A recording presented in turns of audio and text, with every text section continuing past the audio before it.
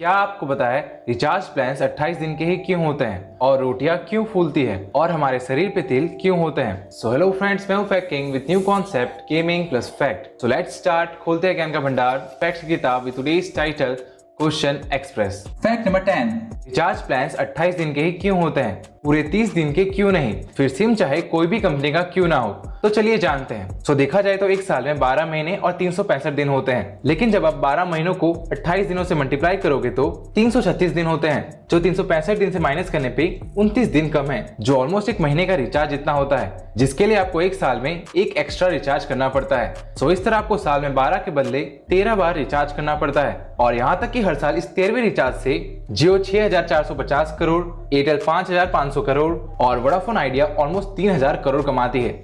Why, Dada? Why? This is business. Fact number 9, हमारे शरीर पे तिल क्यों होते हैं? तिल हमारे शरीर में कहीं भी नजर आ सकते हैं, जैसे सिर की त्वचा, नाखूनों के नीचे, गर्दन पर और यहाँ तक कि चेहरे पे भी। लेकिन ये बनते कैसे हैं? तो तिल दरअसल हार्मोन्स की वजह से बनते हैं। तो तिल शरीर पर तब होते हैं जब स्किन के सेल्स फैलने की बजाय एक ही जगह पर इकट्ठा होने लगते हैं। तब इन सेल्स को मेलानोसाइट्स कहा जाता है। फिर ये सेल्स एक तरह का लिक्विड बनाती है जो आपकी स्किन की उस जगह को डार्क कलर कर देता है, जिसे हम तिल कहते हैं। लेकिन अगर आपको बहुत ही ज्यादा तिल है तो एक बार आपको डॉक्टर को दिखा देना चाहिए। फैक्ट नंबर 8, रोटियां क्यों फूलती है?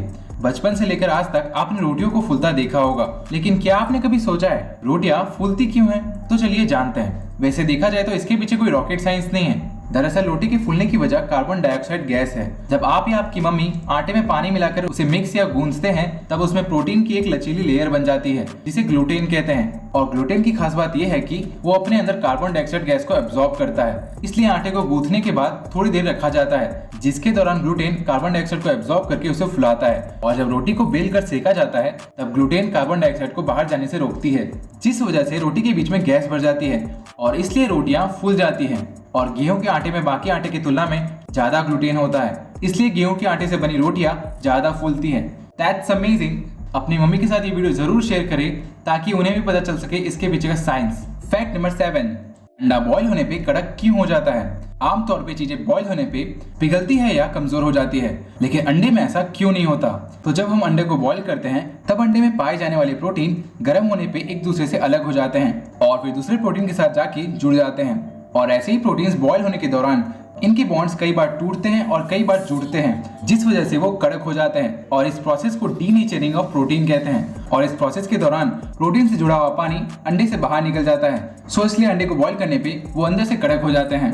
That's amazing. कमेंट करो कौन कौन अंडा खाता है। फैक्ट नंबर 6, सांड लाल कपड़े को देखकर क्यों भड़क जाते हैं? सो रियलिटी में ऐसा नहीं होता। जब रिसर्चर्स ये देखने गए कि इन्हें लाल कलर से इतना गुस्सा क्यों आता है, तब उन्हें पता चला कि सांड तो कलर ब्लाइंड होते हैं, मतलब उन्हें लाल और हरे कलर में डिफरेंस पता ही नहीं चलता।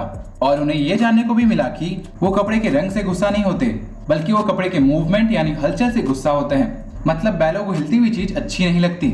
लेकिन बुल फाइट में लाल कपड़े ही क्यों यूज करते हैं? तो बुल फाइटिंग के दौरान कभी कभी बैलों को भी चोट लग जाती है, सो उनके खून से ध्यान हटाने के लिए बुल फाइटर्स लाल कलर के कपड़े का यूज करते हैं। That's amazing. Fact number 5, guys अगर मैं आपसे पूछूं कि नटराज और अप्सरा पेंसिल में से कौन सी पेंसिल ज्यादा अच्छी है?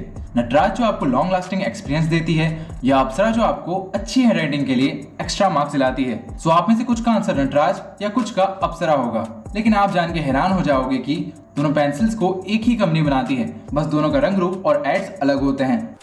चल झूठा। तो दोनों पेंसिल्स को हिंदुस्तान पेंसिल लिमिटेड बनाती है, जिसे आप उनकी वेबसाइट पे देख सकते हो।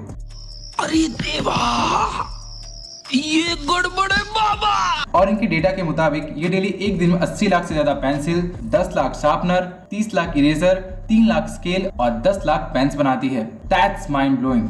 फैक्ट नंबर 4, रबर पेंसिल को कैसे मिटाता है? तो पेंसिल की लीड ग्रेफाइट नाम के मिनरल से बनी होती है, और जब आप पेंसिल से लिखते हैं तब ग्रेफाइट के पार्टिकल्स पेपर के लेयर में चिपक जाते हैं। और जब गलत होने पे आप लिखा हुआ मिटाते हो, तब रबर बिना पेपर को फाड़े उसके कुछ लेयर्स को खुरेद के ग्रेफाइट पार्टिकल्स को ढीला कर देते हैं। और रब करने की वजह से हुई गर्मी की वजह से रबर के पार्टिकल्स स्टिकी होकर ग्रेफाइट पार्टिकल के साथ चिपक जाते हैं, और फिर जिसे हाथ से साफ करने पे साफ हो जाता है। सो इस तरह पेंसिल से लिखा हुआ रबर मिटा देता है। और क्या आपको पता है 1770 में एवड नेमी ने रबर का इन्वेंशन किया था। उससे पहले लोग मिटाने के लिए ब्रेड का यूज किया करते थे। फैक्ट नंबर 3, लॉलीपॉप स्टिक में ये छेद क्यों होता है? तो इस छेद को लॉलीपॉप की डंडी से चिपकाए रखने के लिए बनाया जाता है। क्योंकि अगर ये छेद नहीं होंगे तो लॉलीपॉप स्मूथली डंडी से निकल जाएगा और यहाँ तक कि लॉलीपॉप उस इंसान के गले में भी फंस सकती है।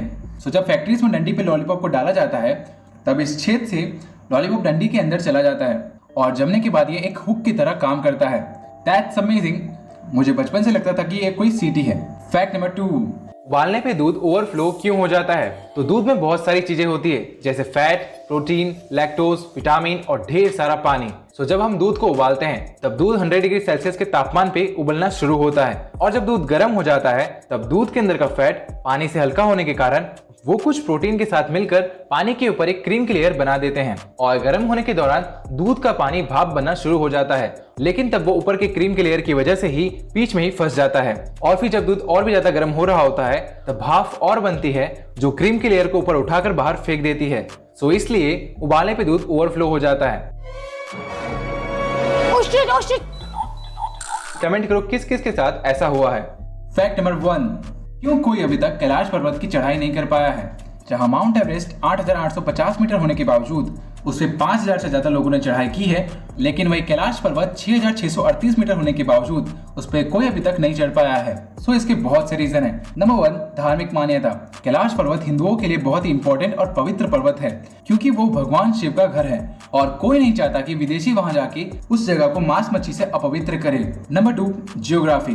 कैलाश पर्वत में किसी और पर्वत के मुकाबले ज्यादा गहरी खड़ी ढलानें हैं और वहाँ बहुत ही जल्दी से वातावरण बदल जाता है। कब मौसम बिगड़ जाए किसी को नहीं पता। Number 3, mystic powers. जिन जिन लोगों ने चढ़ने की कोशिश की है उन्होंने एक अलग से पावर को फील किया था। कोई भी वहाँ जब भी चढ़ने की कोशिश करता वहाँ तब तेज बर्फीली हवा चलने लगती है और एक बार तो साइबेरिया रिसर्च ग्रुप वहाँ जाके खो गए और जब 1 साल बाद वो मिले वो बूढ़े हो चुके थे जो कुछ दिनों में मर गए। That's amazing. Her her Mahadev. Question time. आपके इतने सारे सवालों के जवाब देने के बाद अब एक सवाल आपके लिए। ऐसी कौन सी फसल है जिसे काटते हैं मगर बोते नहीं हैं? सो जल्दी से इसका आंसर कमेंट करो और इसका राइट आंसर जानने के लिए मेरे इंस्टाग्राम पे चेक करो। सो वीडियो खत्म। आज के लिए इतना ही। वीडियो को लाइक, शेयर और कमेंट करो आपको वीडियो कैसा लगा और नए हो तो चैनल को सब्सक्राइब करके बेल आइकन दबाना मत भूलना। सो मिलते हैं नेक्स्ट वीडियो में, तब तक के लिए बाय बाय। जय Hind. I don't believe in destiny, I just do what's best for me. Don't listen to my enemies, they're just full of jealousy. Yeah, this legacy, you gon' see what's left of me. You gon' see success in me, you ain't seen the rest of me. I just wanna be the best at what I know, better than the rest, just watch me grow.